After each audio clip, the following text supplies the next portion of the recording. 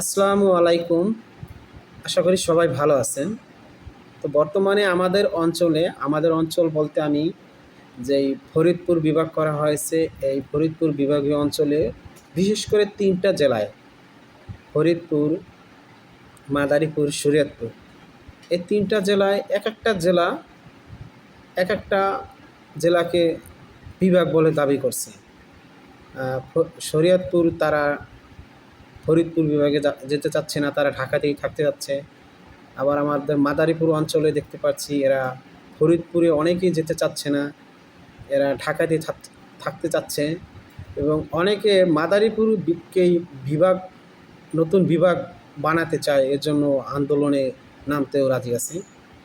তো এই জিনিসটা নিয়ে অনেক তর্ক বিতর্ক সৃষ্টি হয়েছে এবং অনেকদের ভিতর মনোমালিন্য সৃষ্টি হয়েছে। তো আমার একটা বিষয় খুব জানতে ইচ্ছা করছে, এটা হলো আমরা যদি ফরিদপুর বিভাগে যাই তাহলে আমাদের সমস্যাটা কোথায়? আপনারা যারা মাদারীপুর বিভাগ বা যারা ফরিদপুর বিভাগে যেতে চান না, ঢাকা বিভাগে যেতে চাচ্ছেন, তারা কি দয়া করে আমার এই প্রশ্নটির উত্তর দিবেন যে আপনারা কেন ফরিদপুর বিভাগে যেতে চাচ্ছেন না, বা ফরিদপুর বিভাগে গেলে আপনাদের সমস্যাটা কী? তো আমরা যদি ইতিহাস দেখতে যাই বা আমাদের সংস্কৃতি দেখতে যাই, তাহলে দেখতে পারি যে ইতিহাসগতভাবে এবং সংস্কৃতিগতভাবে আমাদের ফরিদপুর, বিশেষ করে এই ৩ টা অঞ্চল, ফরিদপুর, শরীয়তপুর, মাদারীপুর, এদের সংস্কৃতিভাবে বা আঞ্চলিকগতভাবে অনেকটা মিল আছে। তো ঢাকার সাথে কিন্তু এর অনেকটা তফাৎও আছে। আর আমরা যদি মুঘল আমল থেকে শুরু করে ব্রিটিশ আন্দোলন এগুলোও দেখতে চাই, তাহলেও দেখতে চাই যে না, আমাদের এই অঞ্চলের আমাদের বিশেষ একটা অগ্রণী ভূমিকা আছে। যেমন স্বাধীনতার সংগ্রাম, তারপর ব্রিটিশ আন্দোলন, ফরাজিরি আন্দোলন, এই সকল আন্দোলনে কিন্তু আমাদের এই মাদারীপুর, শরীয়তপুর অঞ্চলে অনেক ভূমিকা পালন করেছিল। তো এই দিক থেকে আমরা দেখতে পাচ্ছি যে আমাদের নিজস্ব একটা ইতিহাস রয়েছে। তো আমাদের এই নিজস্ব ইতিহাস এবং সংস্কৃতি থাকা সত্ত্বেও আমরা কেন ঢাকা যেতে চাই? এখানে আমাদের একটা জিনিস আমরা দেখতে পাচ্ছি, সেটা হলো ইগোর সমস্যা।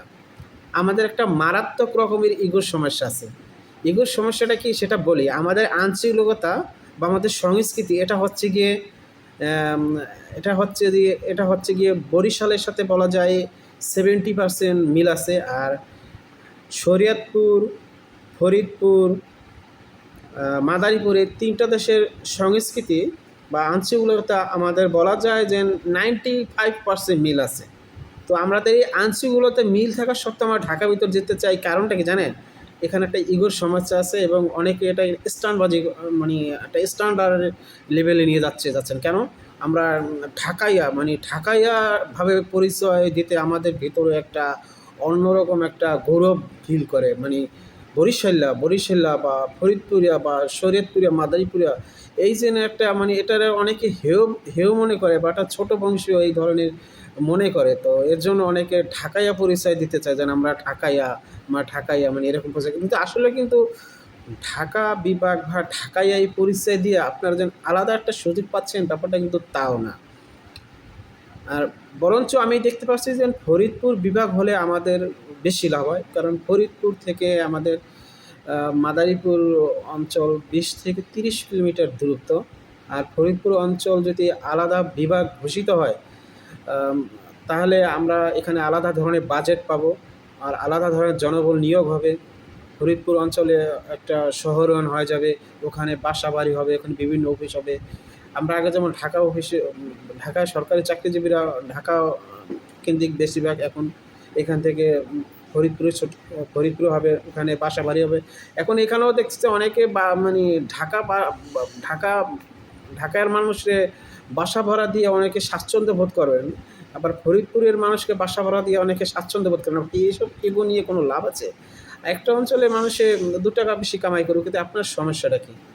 আর ফরিদপুরের দিকে যদি নগরায়ণ হয় বা শহর হয়, বিভাগ হয়, তাহলে ওখান থেকে যে উন্নয়ন হবে, এটার ছোঁয়া কিন্তু মাদারীপুরবাসী কম পাবে না, এটা অনেক পাবে। তো যাই হোক, আমার দৃষ্টিভঙ্গি থেকে আমি বললাম, এছাড়া অনেক কর্মসংস্থান সৃষ্টি হবে। আমার দৃষ্টিভঙ্গি থেকে আমি বললাম, আপনাদের ভালো লাগতে পারে, নাও লাগতে পারে।